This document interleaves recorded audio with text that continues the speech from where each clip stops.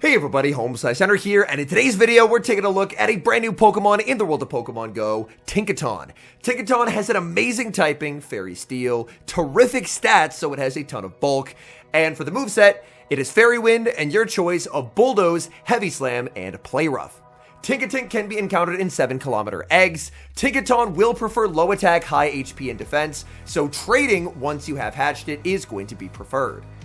Today, I'm going to be testing it out in some open Great League practice battles, as I feel its performance in the Great League is way more important than its performance in the Spring Cup. So without further ado, let's hop into the matches, and in game number 1, we're leading Lapras into Shadow Drapion. This is not the worst matchup ever for Lapras, but it's also not an amazing one. They do get a defense drop, which means I will need to pivot out of here. So I am going to unleash a Sparkling Aria, grab a shield, and now I can mirror with my own Drapion. Opponent is going to stay in here to fire off the Aqua Tail. I didn't see MP-tie there because I was worried of a potential switch out into an Azumarill, and there it is right on cue. So Azumarill, not going to be an amazing matchup for my Shadow Drapion unless I get a Crunch debuff, but unfortunately that debuff does remain elusive. However, my goal now is to try and stall out the Switch Clog, dealing as much damage as I possibly can. Here, my opponent does not want to take a third Crunch, so they end up firing off an Ice Beam instead of committing to the farm down. This works out very nicely for me, as now, for the first time, Tinkaton gets to hit the field. Tinkaton is going to be a wall to both Play Rough and Ice Beam, and even though I built very terrible IVs because I just wanted to get a showcase out, it still has a ton of bulk. In comes Lapras as the final Pokemon, and as you can see, the Psy Waves are not doing much to Tinkaton, even though I have built a very poor IV one. They're going to go for the Sparkling Aria. I can survive a Sparkling Aria from this health range, but I would rather keep the Tinkaton healthy. Tinkaton is going to go for the Play Rough. That connects, and down goes Lapras. In comes Shadow Drapion, and Drapion will immediately be met with the Bulldoze. Bulldoze is what helps Tinkaton have a pretty convincing matchup into the Shadow Drapion, because otherwise, you just don't really have the pacing. Aqua Tail connects. That does not do enough. They're forced to switch and catch the Bulldoze onto Azumarill. I'm going to full charge this because Bulldoze is a very terrible move. I get a defense drop, and that's going to make the farm down even easier for the Lapras. Lapras gets to exit with an Ice Beam, and this is kind of what Tinkaton is able to do. Tinkaton has played into both sides of this Azumarill Shadow Drapion core that has been terrorizing the meta for the past few seasons. We move to the next match, leading Lapras into a non-Shadow Feraligatr. Non-Shadow Feraligatr did have a pretty solid showing at the Atlanta Regional Championships this past weekend, as Sceptile Ice was able to pilot it to a 9th place finish. Just because the non-Shadow Feraligatr having a bit of extra bulk can be beneficial in a lot of meta matchups. We are going to see a safe switch into the Shadow Drapion, and now let's see this Tinkaton matchup play out. The goal here with Tinkaton is you need to not be slow on the switch. The important thing is the opponent is forced into Aqua Tailing in this matchup, so you don't have to worry about any Crunch debuffs. It's all just a pacing game. You get to your Bulldoze every 5, they get to the Aqua Tail every 4. So as long as you're fast on the switch in, this matchup is going to be pretty convincing for Tinkaton. My opponent, I believe, does have the back-to-back moves, but they don't get the second one as I see him P-tied on the first. Out comes Clodsire, and this is genuinely uncomfortable. What I should have done was banked this energy and just switched into the Lapras, but I end up throwing it, and that's a misplay, because my opponent intends on farming all the way down. So I bank the second one, I switch into the Lapras, and I force a CMP tie. Sparkling Aria is going to be shielded. Getting that shield is extremely impactful, because I'm going to need shields down if I want to try and sweep this game. In comes Feraligatr, a nice play by my opponent to get a bunch of energy, and now I get to send in Shadow Drapion. Shadow Drapion, I know that I can always tank a Hydro Cannon here, because this is the non-Shadow Feraligatr. I will be forced to shield this move, however, so I am going to commit the shield. With a Bulldoze banked and quite a lot of energy on Drapion, I am feeling pretty good about the remainder of this game. I know Bulldoze is not going to do much into Clodsire because it's a very terrible move, so I think the best use of this Tinkaton is going to be as a catch. So I'm going to throw a 3, switch into the Tinkaton, and we get the game-winning catch. Even if I fail to catch, I would have an ability to click Bulldoze. Bulldoze would not have been enough to knock out there, as we saw from earlier. It's a very low damaging attack, and it does not get same type attack bonus on Tinkaton. Here my opponent realizes I'm doubled up, so they are going to let that through. Lapras and a Lapras in the next match, and in this instance I really have to hope that they're not on Skull Bash. If they're on Skull Bash, then my Lapras is going to have a pretty terrible day. I usually never respect the Skull Bash, so I am going to no shield. It is going to be the Sparkling Aria coming through, and now I'm going to save the energy because I'm expecting the energy will be more useful later on, and send in Shadow Drapion. Shadow Drapion is going to be hit with a Sparkling Aria, 1 and a Crunch, and that's a perfect prediction from my opponent as they're able to switch out and catch onto their Drapion. Their Drapion is going to end up losing the CMP tie to mine because I don't have the greatest IVs on my Drapion. Aqua Tail is going to connect, and this is looking like it's setting up a very nice farm down for Tinkaton. It looks like I can't quite get the farm down without them making a move, so since they only have one place to throw this energy, I'm just going to catch it onto the Lapras. This way I have a Tinkaton basically at full health that's already most of the way to a move. In the back is a Azumarill, so they're running an ABA water strategy with Drapion, and Drapion plus a lot of water types is probably the most popular and strongest archetype at the moment. And the nice thing here is that's an archetype that, again, Tinkaton does a nice job at targeting.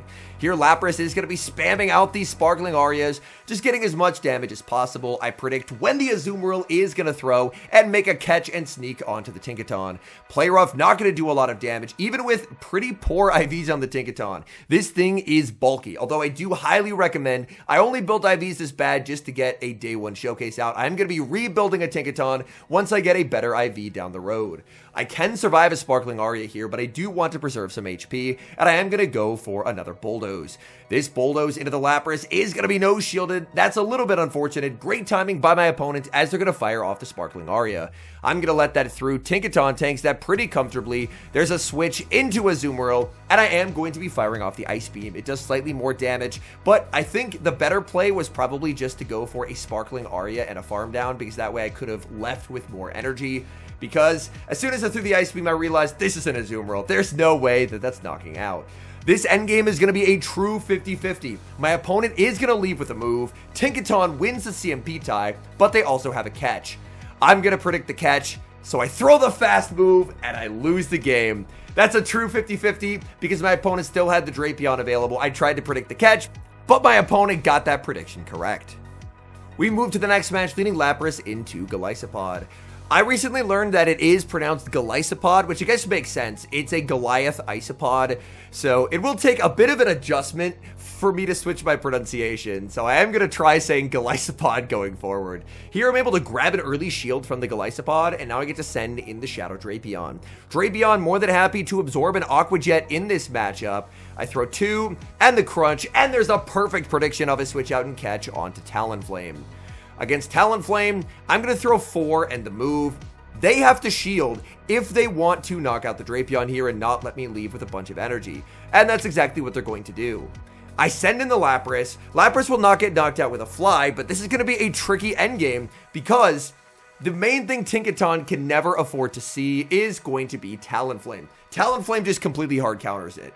There's just nothing you can really do in this matchup. I'm going to go for the Bulldoze, but that's because they're already deep into the red health. Outside of that, Tinkaton is just completely walled off by Talonflame. So when you're team building for trying to use Tinkaton, that's the biggest thing you're going to have to worry about. Make sure that Talonflame is well covered with your other Pokemon.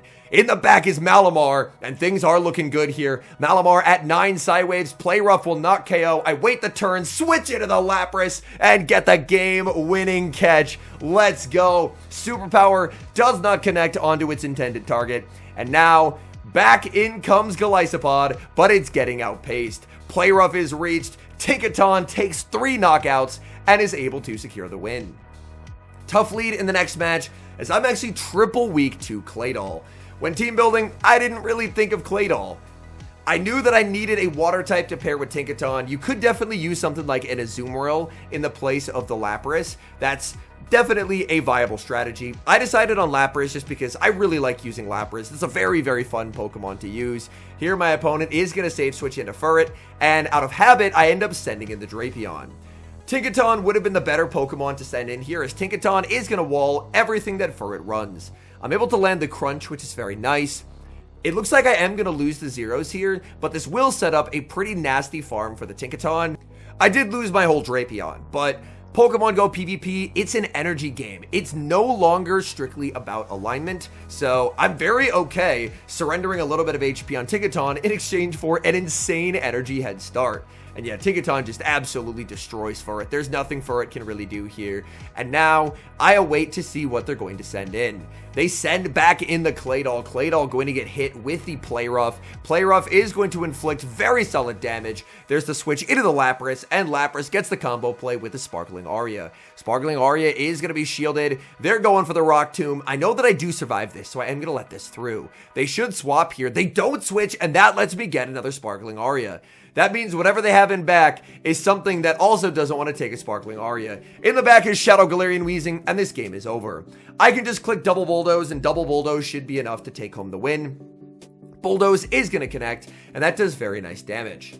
The one thing I'm not sure of in the moment is what actually does more damage. Bulldoze is super effective, but it's a terrible move. Play Rough is a better move and has same type attack bonus. So, in the moment, I think the answer is Play Rough. So, I'm going to click the resistant Play Rough, and as I learn after the fact, it does 3 damage less than Bulldoze, and I end up losing on 1 HP. So this was a game that was 100% won if I just clicked Bulldoze, but in the moment, I wasn't sure which did more, and unfortunately, it ended up costing me. Lapras into a Powder Snow, Alolan Sandslash in the next match. There's a save switch into a Sunglasses Blastoise. I am bluffing a Skull Bash here onto this Blastoise. Sparkling Aria is going to be no shielded. I switch into the Tinkaton looking to catch a Skull Bash. Did we get the Skull Bash catch? No, we did not. It's a Hydro Cannon. The good news is due to the fact that I do resist rollout, this is still going to be a very nice matchup for Tinkaton just because they need 3 Hydro Cannons to knock out. Unfortunately, because I gave them such a big energy head start and I failed the catch, they are actually able to force a shield, which is a little bit uncomfortable. Farming up with the Tinkaton, there's a switch into the Sandslash, and I will fire off the Bulldoze. Bulldoze into the Sandslash will be super effective damage, no 50-50 debuff, and I will switch back into the Lapras. Lapras will get to fire off the Sparkling Aria. Opponent is going to be firing off the Drill Run, and I'm very happy tanking this damage. Drill Run, not going to do a ton of damage to the Lapras. I can't quite get a Sidewave down, but I will look to overfarm and then pick up the knockout with the Sparkling Aria. It's unlikely that they're going to value this low health Sandslash, so they are going to let it go. In the back, okay, that's not what I was expecting to see. That's a Shadow Superior. Superior has to respect the Ice Beam here. Now I can switch into the Drapion. There's a switch in a Blastoise, but I'm able to CMP tie the Blastoise with an Aqua Tail. Aqua Tail knocks them out, denying that Hydro Cannon, and that just ends the game on the spot. Crunch will be able to get the shield, and Tinkaton has an ability to make a Play Rough.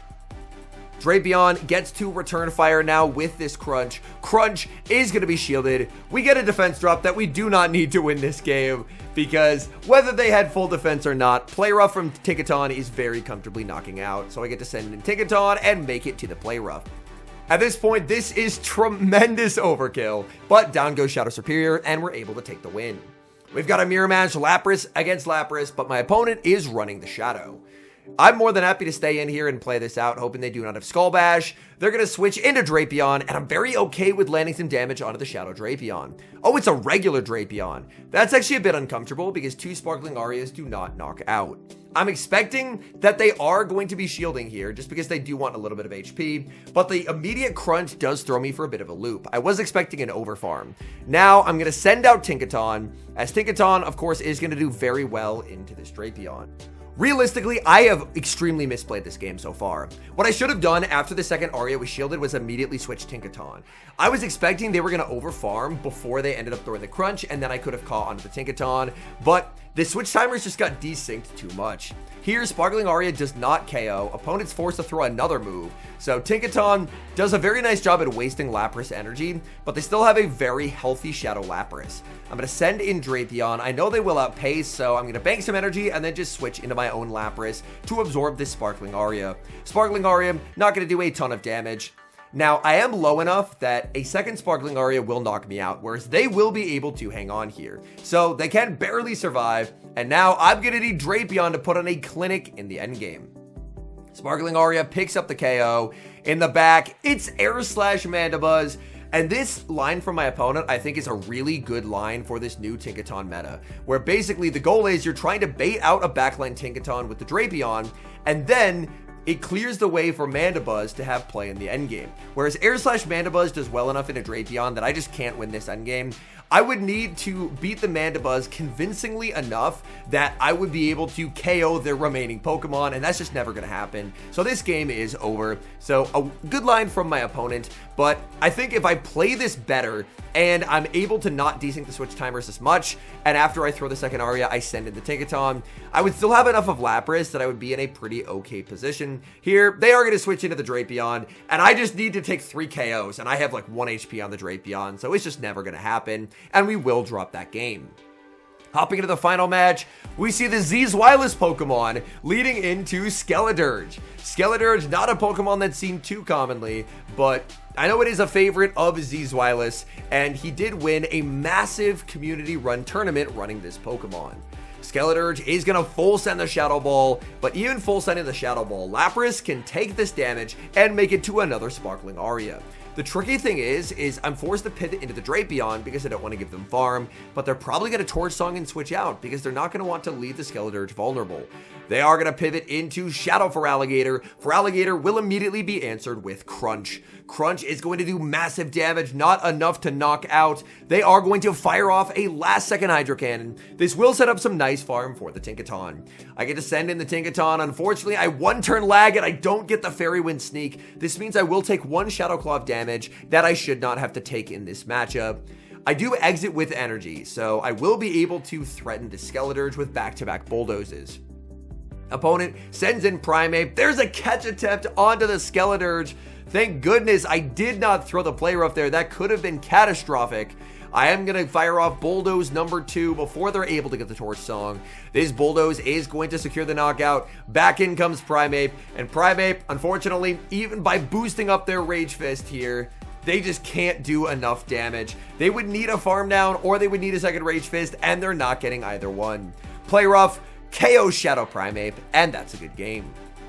And now some final thoughts on Tinkaton. First off, I do think that doing low friendship trades, trying to get a high stat product one is going to be essential. There are some very, very useful checks that a high stat product Tinkaton can get that make Tinkaton's life so much easier. The first of which is having enough defense so that a medium to high attack Shadow Sableye cannot Shadow Claw breakpoint you. Because if a Shadow Sableye with high attack is able to breakpoint you, Sableye actually wins the 2s. And that's not something you really want your Fairy type doing, losing to the best Dark type in the format. So high defense on Tinkaton is going to be very valuable. High defense can also get you a Shadow Drapion Poison Sting bulk point, which cleans up the Drapion matchup even more. I don't think that one is as important if you're running Bulldoze, but if you're opting for a double nuke set, I think that one is probably going to be extremely important because with double nuke, you have a lot slower pacing, so reducing the amount of damage you take from each Poison Sting is going to be very, very helpful. As that reduction on Drapion is from 3 to 2, so that's a pretty noticeable difference over time. Finally, I do think that Tinkaton arrives to the meta as a pretty solid meta contender. Tinkaton on day 1 can do what very few Pokemon can hope to do, and that is beating both Azumarill and Shadow Drapion, which to me inherently gives it a ton of value.